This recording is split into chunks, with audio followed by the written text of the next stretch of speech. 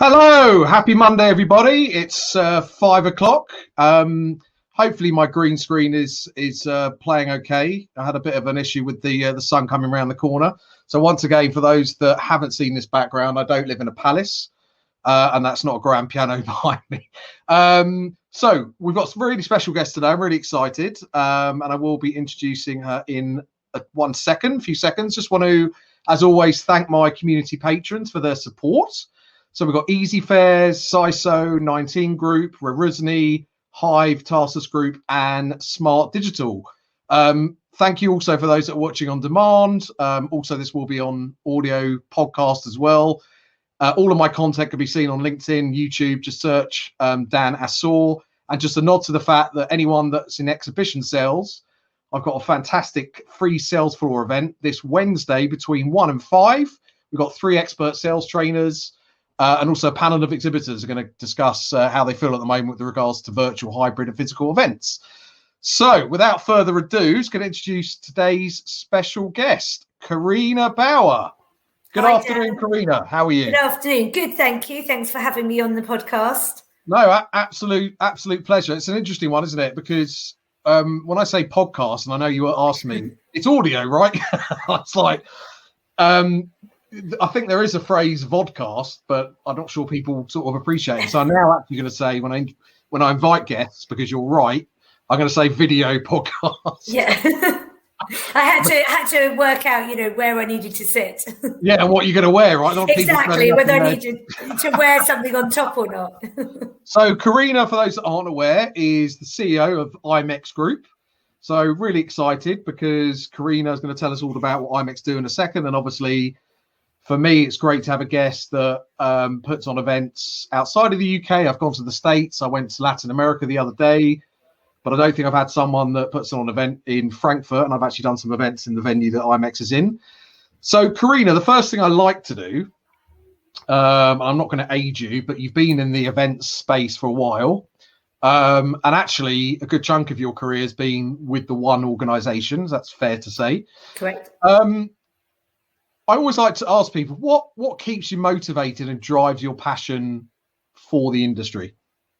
Yeah, well, I think, I'd been in a different industry. I'd been in retail before I got into events, and I really enjoyed the whole process of working really, really hard towards that live show and all the pressure that goes with that. And then, really being able to see and feel the fruits of your labor when you're on site and that teamwork. And then, I think it's, we're very lucky in events. We get to, debrief, work out what went right, work out what went wrong, and kind of go again. And I've always enjoyed that process because that allows you to innovate. And really, I guess, if you're going to do something like I've done, which is in one organisation and similar events year after year, what keeps you going is always trying to do better, always innovating, always bringing in new trends. And for us in particular, because we are an event for the business events industry, we have the position where we always trying to not only make our events better, but also help other people to make their events better, be a showcase, share our learnings. And so, I guess at the heart of it, you've got to enjoy that innovation process. And the other thing is, of course, there are great people in our industry, and that keeps you going as well. And there's a real camaraderie in our industry, which you don't get everywhere to the same degree. I think I'm lucky having come from a different industry originally. Sure. I could see the difference, and that meant a lot. Thank you. Was it a coffee bean company? Good Bean Coffee. So it's a small chain of coffee shops. Oh, wow. And so, we set it up. It was sort of from 0 to 12 shops in 3 years. And then we sold it. So, and retail catering is really hard work.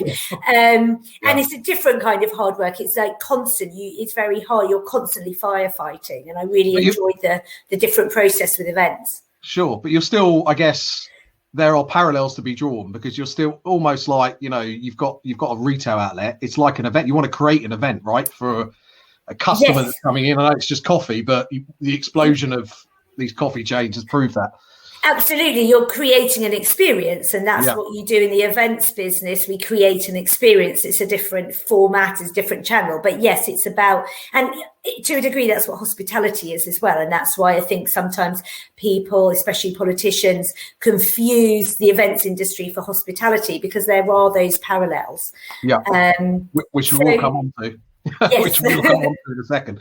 So, tell us about Imex for those that aren't aware. And obviously, as you said, I'm sure like you've evolved as an individual in your roles and responsibilities. The show has evolved. So, can you bring it to life and maybe to sort of draw some comparisons to what it was then and what it is, or what it will be, I guess, physically going forward?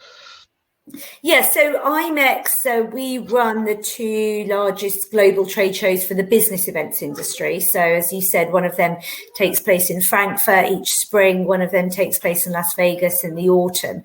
And the shows are really, our exhibitors are countries, cities, destinations, convention centres, hotel groups, cruise lines, really any venue or destination that is selling themselves to the global business events industry, be that corporations, event agencies, marketing agencies, trade associations, etc. So that's essentially, the sort of core of who we serve in the marketplace. Sure. And they are also my father, who founded Imex and is still the chairman, is sort of the inventor of the hosted buyer program back in the 80s. So we also run probably the largest hosted buyer programs of any shows in any industry.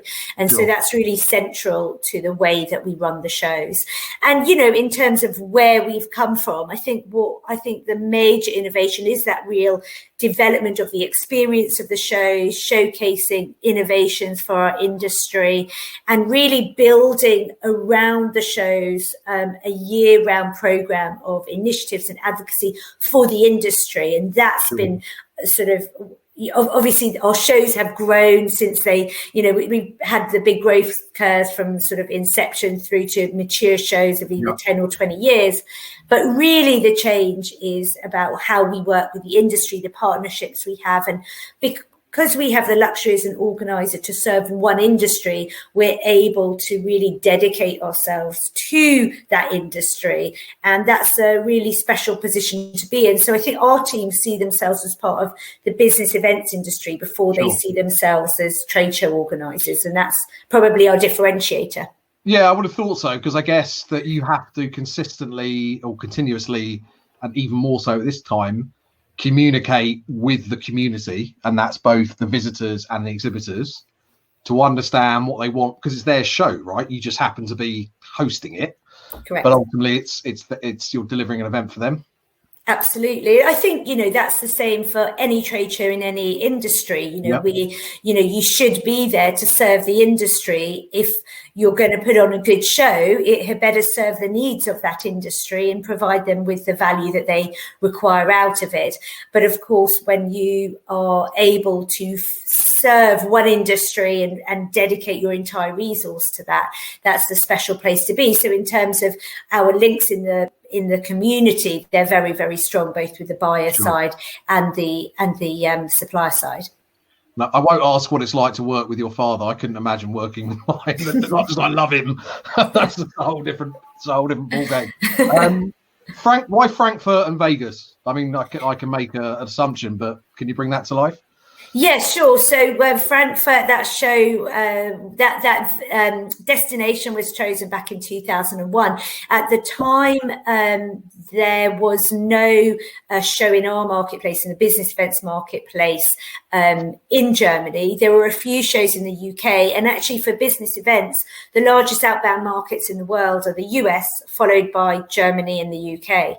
Okay. And so Germany was kind of an obvious place to start a trade show in our marketplace, because we were able to serve a really big domestic market who was bringing to out of Germany, which is obviously important if you're a global show, as well as delivering our hosted buyer program, where we bring in buyers from about 60 different countries across the world. So that was why Germany was chosen. It was kind of the best of both worlds, a massive domestic market an outbound market, as well as great links to bring in buyers from all across the world. So we, developed really strong partnerships with Lufthansa and Deutsche Bahn to enable us to do that. Sure. And of course, Messe Frankfurt as a venue is, fantastic and really centrally located. Yeah. When we launched Imex America, we chose Vegas. It's a fantastic place to put on a trade show. The facilities in Vegas, the choice of venues is second to none, really. They have the operation out there is superb. And of course, people love going to Vegas, from inside the States. From inside the States and from outside, people really love it. And what we've found being in Vegas is there's a really special kind of atmosphere when you mix the fun of Vegas with the business of the trade show, and it makes for a really special experience at the end of the day. So it's been fantastic being in Vegas. We absolutely love it. Thank you. And so going on, trying to sort of get more present day, obviously last year pandemic hits. Your show in Frankfurt, I get, was due to happen in April, right? So it was mid-May, actually. Sorry, mid-May. And I myself just about managed to run a show in Excel 5 days before the first lockdown. Obviously, none of us knew how long it was going to go on for. We were possibly planning for July. Those that had to postpone it, possibly planning for 2 or 3 months later. Unfortunately, then had to take the decision to postpone the physical, but you ended up putting on a fantastic virtual event, Planet Imex. That's right. Just, sort of summarize the thinking behind that, and also coming back to communicating with your community, how you sort of spoke to them about putting that together, and how they felt about it. Yeah, well, I mean, as you say, it was a whirlwind, wasn't it? Thinking back to March, April last year. So we cancelled the show. We had a couple of months. It was a couple of months before we cancelled the show, about 10 days before the UK lockdown, and we had this amazing outpouring from our community. People were just lovely, really, and they were devastated, and they were upset for us, and it was a really kind of a special time as well with the messages that we got, and we really felt strongly that we wanted to bring the community together in May around the dates that we would have had the show. We didn't know what that would mean and what that would look like when we said that we would do it. So we just sort of launched straight into it, came up with this concept of Planet Imex, created an amazing program, really, and an amazing virtual experience for people in a very, very short space of time. Yeah. It was an extraordinary learning curve. It really was. But we wanted to give back to our community, and that's what it was.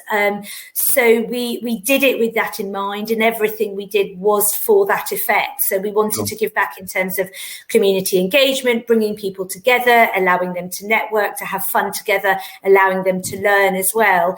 And, we even did things like a virtual run. We'd usually do a 5K on site. We did a virtual run. We had hundreds of people around the world posting on social media. So everything from that through to, major, keynotes and educational, as well as yoga and, all sorts. So it was a really broad program. And it was an amazing achievement, I think, by the team, who knew nothing about putting on a virtual event. And within a few weeks, we had a 3D world. We had, social campaigns. We had a 40 speaker program, 4 streams on one day. We had, one-to-one matchmaking meetings. It was immense, actually. So, that's what we did. We did Planet Imex in May, and then when we had to cancel our America show, we repeated it in October, and so we did 2 of those last year, and we were able to obviously improve the experience between the first and the second iterations. I was going to say, so, and I've spoken to lots of people that put on virtual, and like you said, there was almost like there was a gold rush or from suppliers trying to get to show organisers, and show organisers spending hours on presentations and stuff like that from virtual. I know I sat on quite a few. What are your sort of main learnings, do you think, as you go forward? Because obviously you want to get back to physical, but I'm assuming there's going to still be a virtual stroke hybrid element. What were your sort of key takeaways from putting on an event like that? Yeah, well, I mean, first of all, it's a completely different type of event. And I think that you have to understand that. I think what we really are trying not to do is pick up what happens in a traditional in-person live environment and just dump it online. And there was a bit of that last year for all of us because we didn't really know what we were doing. I think we managed to not do that too much, but that's something that we really don't want to do going forward. And so I think for us going forward as a business, what we're really trying to do is focus our resources in the areas that are going to have most impact for our buyers and suppliers and our community. And so I think a digital strategy has to be looked at as a pure play digital strategy. And what are you trying to achieve? It might be that a virtual exhibition is fitting the needs of your constituents, or it might be that there are smaller form virtual matchmaking events or content that are going to serve the needs better. So I think that's the place that we're in at the moment. We're not going to do exactly what we did last year. We're not going to do another sort of 3 to 5 day Planet Imex event in May to replace our Frankfurt show. But we do have a digital strategy that we're working on at the moment. And it's more about having multiple digital activations to serve those different needs in different ways over a period of time. And I feel like that's the way a lot of people are going to go this year.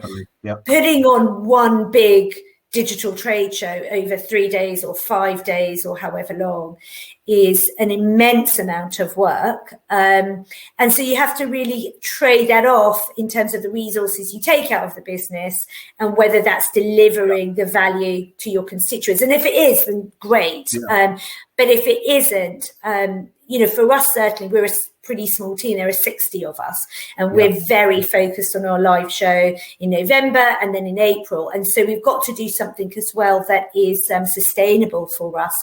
And we're trying to come up with some experiments and formats that maybe we do this year that can serve us then in the future for actually serving our community all year round more effectively. And that's really what we're looking at the moment. So I don't have all the answers, but that's our thought process and our thinking.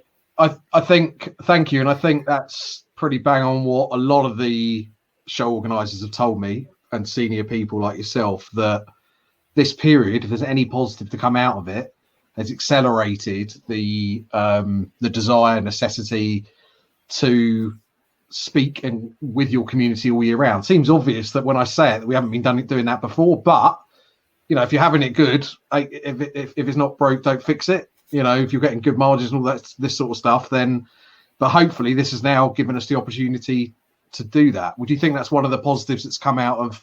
Yes, definitely. I think, many of us were doing community engagement in different ways, but not that pure play digital, not really focusing on what that meant and how can you connect people all year round through digital, rather than just, doing sponsorships or doing, media, doing, white papers, research. So many of us were doing those types of things, but not really thinking through how do you really connect with the community? How do you give them value? How do you put them together in a digital sense? Because like you say, we didn't really need to, and it is not easy. It's not easy working that out, and it needs investment as well. I mean, that's the other thing. These things don't just happen by chance. It needs solid investment. You need to invest in the skills. You need to invest in the tech.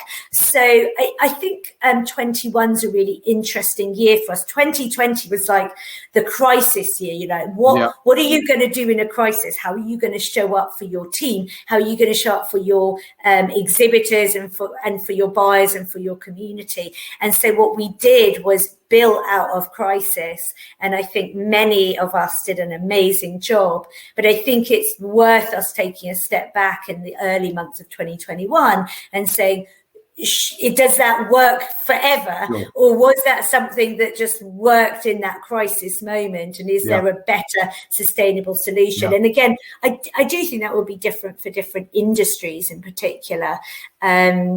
And we might get to the end of the year and say we've tried all these things, and actually we'll do a Planet Imex again next year. And I hope I have the ability to say that, but I think it's a great opportunity to still be experimenting. And when do you get this chance again? So we kind of got to grab that. Yeah, I absolutely agree with you. And as I said, there's lots of initiatives that have come out of it, like the Virtual Events Institute, the skill gap.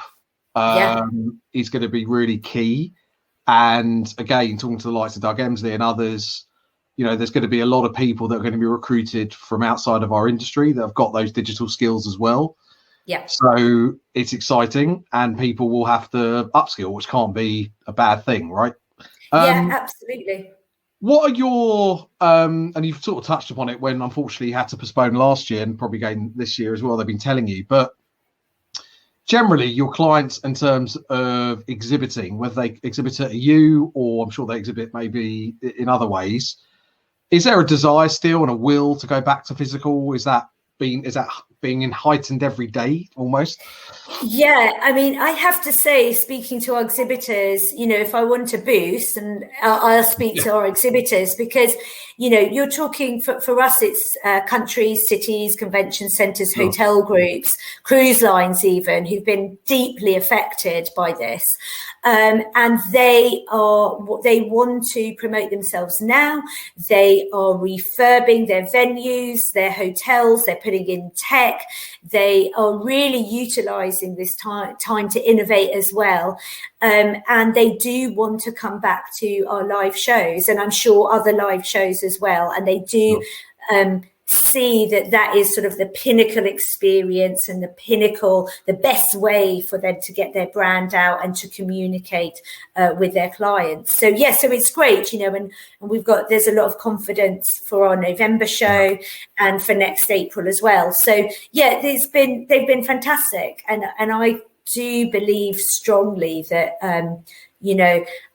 yes, the pandemic will have changed the way we do certain things, but ultimately, I don't think it will fundamentally change the fact that events and experiences are the best way, your best marketing channel. That doesn't mean it's the only marketing channel. Sure. It doesn't mean that other ones can't do better than they were, and maybe digital will rise up a little bit. But I still think live and face-to-face is going to be the premier marketing channel. Yeah, and I agree. And I guess for you specifically, running a successful hosted buyer segment of your event, to replicate that online is a challenge, isn't it? Because you can't replicate those serendipitous moments of people bumping into each other and doing business. So I think hopefully for me that will always encourage people to come back to physical. Just want to touch upon the government response, and specifically in the areas that you operate in. And today we were just talking before we came on the call that the Association of German Trade Show organisers or trade show industry are lobbying government for a roadmap to opening, not just for trade shows, but actually for the hospitality sector. Have you had access to, either through the venues or directly to local government in the areas that and obviously America all over the place from what I understand in terms of it's done on a regional level and all sorts. So can you bring that to life? Maybe some of the conversations that you've had directly or you've heard?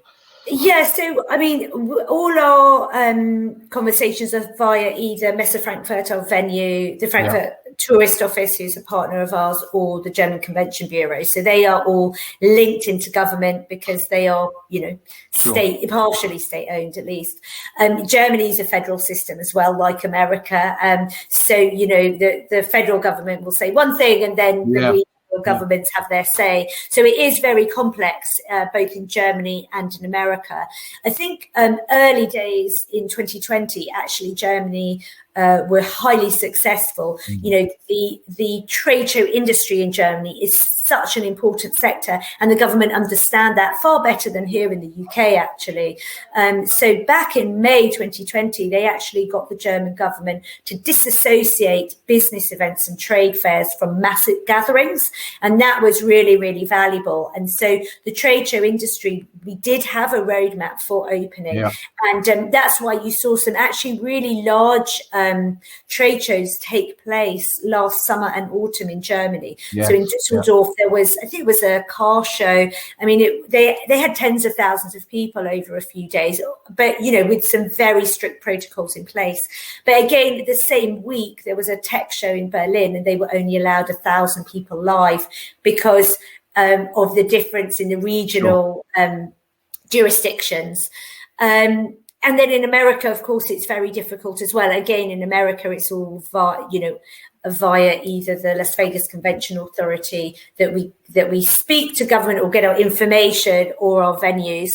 And you know, in America, it's all about the power's all with the governor of the city, and so that makes it different wherever you are. So at the moment, if you're in Florida or Texas or Indianapolis, you can run, you know, shows of significant size. In Las Vegas at the moment, I think it's 50 people. So, you know, it's totally different. And I guess, you know, ultimately, you know, across the world, we've all been shocked, haven't we, about the size of the second wave. And ultimately, politicians are, you know, need to show that they've got that under control in order to start really engaging with us on a reopening plan. I do fully believe, though, I mean, certainly the destinations we are, Frankfurt and Las Vegas, are such big trade show destinations. I do believe that the governments in those cities do understand the value of trade shows and business events and large, you know, gatherings that are not mass gatherings, that are organised, that can be done safely. And unlike here in the UK. You know, but you know, it's about that associating a festival with a trade show. You know, it's just it's not only is it a different purpose, but the way you can manage the flow of people, the way you can manage the safety and security is totally different. So, you know, it's hard to understand why that isn't understood, really, because it does seem so obvious, doesn't it? But, you know, I do think the associations, they have been working very hard, and I think they will get there. But I think, you know, the politicians are in crisis mode as well. And I think you're right. And again, hopefully a positive is that now we've established from a trade show organizer better relationships. So whenever anything else happens, not necessarily this, that at least we might have more of a seat at the table. I think just to say, you know, I think it's about us retaining that seat at the table when the good times roll round, and that takes effort and it takes funding from all of us, and we have to buy into that. But, you know, those industries who've been, you know, lobbying the government for decades have the seat at the table already. Their industry is understood. There are standards in place, and they have, you know, they're the ones that got to open up earlier and got a roadmap earlier, or got funding. I think like the hospitality industry, I think I read somewhere they've always had 8 full-time lobbyists. So, you know, obviously when the proverbial happened, then they were there and they could lobby. Absolutely. Every year, Imex, yourself, I know there's an interview about commitments that you put out there into the community. And I was reading the 12 commitments, and I think you've released 6, or you've released 12, but I saw an interview with 6. I can't remember. In the final few minutes, are you able to maybe bring 1 or 2 of those to life? Yeah, sure. Whichever ones you want to, you know, talk about. Absolutely. Yeah. So, I mean, for us at Imex, you know, one of the ways that we, as I said at the beginning, we really focus on our community and driving sort of industry initiatives. And so we always have a talking point for the year. So last year, our talking point was nature. And so we've extended that into this year as well. But because we can't have a show when we would normally have it in May, and because we really want to focus on helping to regenerate our community, at the end of the day, it's one of the industries that has been hit the hardest. It's business events. And so that's why we sort of released these, not just one talking point, but these 12 commitments. One of them is about nature positive. So we did a report last year, a research report called the Regeneration Revolution. And it's really about how you run events, not just in terms of reducing your impact, but how you can do them in a fully circular way and actually a regenerative way. So that's something that we're really focusing on internally to see how we can develop those and bring those into our operations. And that's something we really want to help the industry with. We're also very focused this year on diversity, equity and inclusion. So we have an internal squad that we set up a while ago, and they are working on their 5-year commitments. And I guess this is how we kind of work with the industry. So we look at what we can do internally ourselves, so maybe our recruitment practices, for example, when we look at what we can do at our shows, and then we also share those learnings so that everybody in our business events community can learn from what we're doing. And that's sort of how we've dealt with sustainability. That's how we're looking at diversity, equity and inclusion. And that's, you know, these commitments, that's really what they're there for. So another one is really about personal well-being. That's what we're focusing on in February.